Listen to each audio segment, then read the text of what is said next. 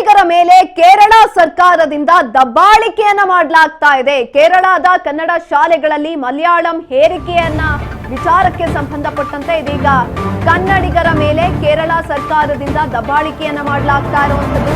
ಕೇರಳದ ಕನ್ನಡ ಶಾಲೆಗಳಲ್ಲಿ ಮಲಯಾಳಂ ಹೇರಿಕೆ, ಗಡಿಭಾಗದ ಕನ್ನಡದ ಮಕ್ಕಳ ಮೇಲೆ ಮಲಯಾಳಂ ಹೇರಿಕೆಯನ್ನ ಮಾಡೋದಕ್ಕೆ ಇದೀಗ ದಬ್ಬಾಳಿಕೆಯನ್ನ ಶುರು ಮಾಡಿಕೊಂಡಿದ್ದಾರೆ.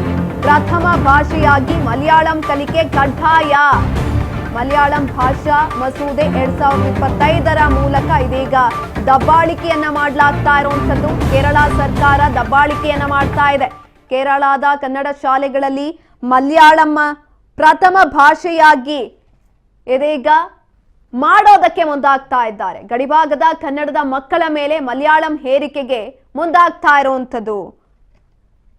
ಕೇರಳ ಸರ್ಕಾರಿ ಸವಾರಿಯನ್ನ ಮಾಡುವ ತರಲೆಯನ್ನ ಇನ್ನೂ ಕೂಡ ಬಿಟ್ಟಿಲ್ಲ. ಕನ್ನಡದ ಮೇಲೆ ಕೇರಳ ಸರ್ಕಾರ ಸವಾರಿಯನ್ನ ಮಾಡ್ತಾ ಇದೆ. ಕೇರಳದ ಕನ್ನಡದ ಮಾಧ್ಯಮ ಶಾಲೆಗಳಲ್ಲಿ ಪ್ರಥಮ ಭಾಷೆಯಾಗಿ ಮಲಯಾಳಂ ಕಲಿಕೆಯನ್ನ ಕಡ್ಡಾಯಗೊಳಿಸುತ್ತಿದೆ. ಕೇರಳ ಸರ್ಕಾರದ ಪ್ರಸ್ತಾಪಿತ ಮಲಯಾಳಿ ಭಾಷಾ ಮಸೂದೆ 2025 ಜಾರಿಗೆ ತರೋದಕ್ಕೆ ಹೊರಟಿದ್ದು ಕರ್ನಾಟಕದಲ್ಲಿ ವ್ಯಾಪಕ ವಿರೋಧಕ್ಕೆ ವ್ಯಕ್ತವಾಗ್ತಾ ಇದೆ.